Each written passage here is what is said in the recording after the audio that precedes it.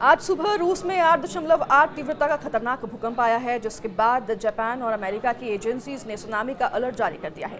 रूस के साथ साथ अमेरिका के कैलिफोर्निया के तट पर भी सुनामी की चेतावनी जारी कर दी गई है और ये कहा गया है कि समुद्र में 3 फीट ऊंची लहरें उठ सकती है और इससे कई इलाकों में तबाही आ सकती है। तो वहीं जापान में 16 जगहों पर सुनामी दर्ज की गई है और इस दौरान 40 सेंटीमीटर ऊंची लहरें देखने को मिली हैं। अधिकारियों ने सावधानी बरतने का आग्रह किया है और कहा है कि बाद में बड़ी लहरें भी आ सकती हैं। तो जापान की आपदा प्रबंधन एजेंसी का कहना है कि अब तक किसी के भी घायल होने या फिर क्षति होने की ऐसी कोई खबर तो नहीं आई है, लेकिन सुनामी की चेतावनी के बाद प्रशांत तट पर जापानी न्यूक्लियर प्लांट फुकुशिमा परमाणु संयंत्र में काम रोक दिया गया है और वहां से सभी कर्मचारियों को बाहर निकाल दिया गया है। लेकिन अभी तक किसी तरह की असामान्यता की सूचना नहीं मिली है। लेकिन ऐसा क्यों होता है कि जापान में समंदर में तेज लहरें उठते ही न्यूक्लियर पावर प्लांट को बंद कर दिया जाता है? ये सवाल आपके भी जहन में होगा, तो चलिए आपको बताते हैं। दरअसल जापान में भूकंप या सुनामी जैसी प्राकृतिक आपदा के दौरान परमाणु संयंत्रों को बंद करने का मुख्य उद्देश्य उसकी सुरक्षा है। 2011 में आई एक फुकुशिमा आपदा ने ये दिखा दिया था कि कैसे सुनामी परमाणु ऊर्जा संयंत्रों को तबाह कर सकती है, जिससे कि रेडियोधर्मो रिसाव और पर्यावरण प्रदूषण हो सकता है। 2011 की सुनामी ने फुकुशिमा दाइची परमाणु ऊर्जा संयंत्रों को बुरी तरह से खराब कर दिया था और इस वजह से रिएक्टर्स का ईंधन पिघल गया था और रेडियोधर्मो पदार्थ का रिसाव होने लगा था। दरअसल जापान रिंग ऑफ फायर पर स्थित है, जो कि भूकंप और उसके बाद सुनामी के लिए बहुत संवेदनशील क्षेत्र है। 2011 की फुकुशिमा दाइची परमाणु ऊर्जा संयंत्र आपदा ने इस खतरे को ये दिखा दिया था कि वहां पर आई सुनामी की वजह से परमाणु संयंत्र की शीतल प्रणाली जो है, यानी उसे ठंडा रखने वाली जो प्रणाली है, वो ठप हो गई थी, जिससे कि हाइड्रोजन विस्फोट हुए थे और फिर रेडियो एक्टिव सामग्री का रिसाव हुआ था।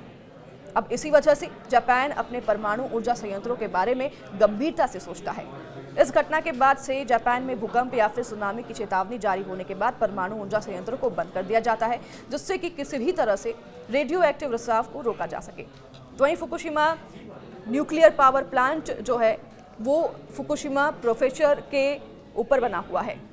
अब 1971 में जिसकी शुरुआत की गई थी और वह एक बिजली परमाणु संयंत्र है जिसको कि टोक्यो इलेक्ट्रिक पावर कंपनी चलाती है। 2011 में आई सुनामी से पहले इसने 6 परमाणु रिएक्टर थे, जो कि अब सिर्फ एक बचा है। 8.8 तीव्रता का ये जो भूकंप हिरोशिमा जैसे 14,300 परमाणु बमों के एक साथ फटने की ऊर्जा के बराबर है।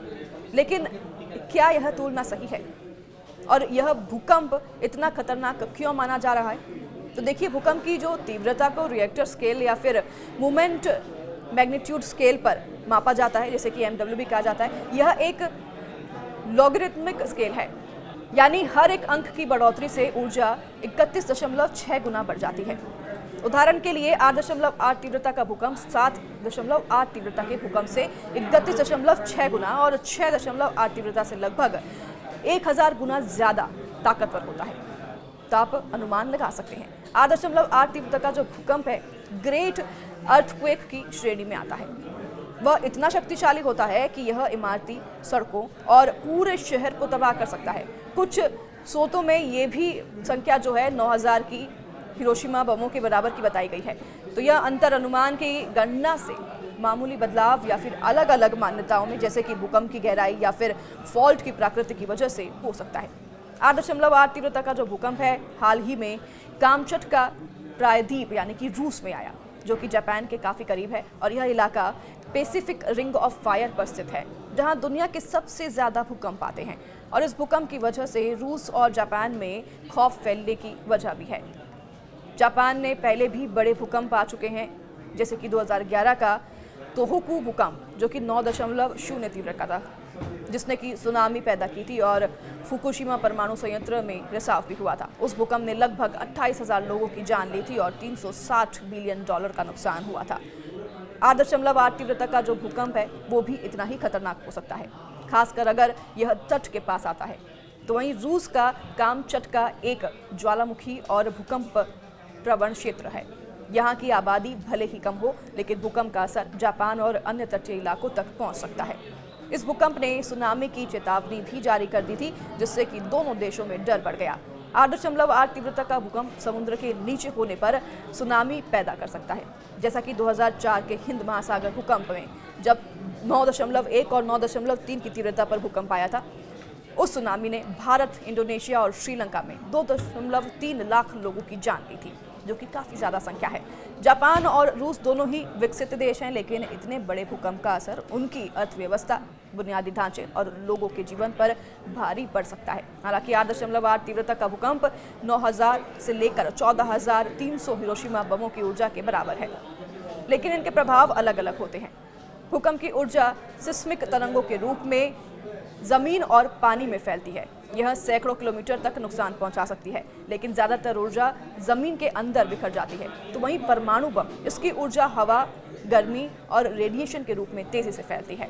वह सीमित दायरे यानी कि 1 से 2 किलोमीटर की बहुत तीव्र नुकसान करता है और भूकंप कुछ ही सेकंड में, मिनट तक चलता है, कुछ ही सेकंड तक चलता है, लेकिन इसके बाद भूस्खलन यानी कि जमीन का जो तरल है उसकी तरह बहना और सुनामी जैसे खतरे बढ़ाता है। तो वहीं परमाणु बम का जो विस्फोट है वो पल भर में होता है, लेकिन रेडिएशन का असर सालों तक रहता है। भूकंप इमारतों, सड़कों और पुलों को ढहा देता है, तो परमाणु बम आग, रेडिएशन और विस्फोट से तुरंत तबाही मचाता है।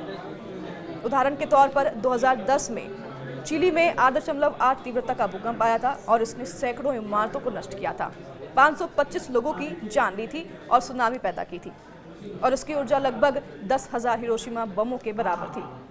वहीं चिली में भूकंप रोधी इमारतों की वजह से नुकसान कुछ कम हुआ था, लेकिन अगर ऐसा भूकंप भारत के किसी मैदानी शहर जैसे कि दिल्ली, पटना या फिर लखनऊ में आता तो तबाही कई गुना ज़्यादा होती। भारत के गंगा के मैदानों में जहाँ मिट्टी नरम और जालौर है, वहाँ पर 8.8 तीव्रता का जो भूकंप है वो भयानक तबाही मचा सकता है। तो वहीं नरम मिट्टी भूकंपीय तरंगों को बढ़ा देती है। तो वहीं आपको बता दें कि लिक्विफेक्शन का ये खतरा यहाँ पर बना हुआ होता है। पुरानी इमारतें जो भूकंप रोधी नहीं है आसानी से ढह सकती हैं और घनी आबादी की वजह से हताहतों की संख्या लाखों में हो सकती है। उदाहरण के लिए 2001 का जो भुज भूकंप आया था, जो कि 7.7 तीव्रता का था, जिसमें 20,000 लोग मारे गए थे। तो वहीं 8.8 तीव्रता का भूकंप इससे कहीं ज़्यादा विनाशकारी हो सकता है।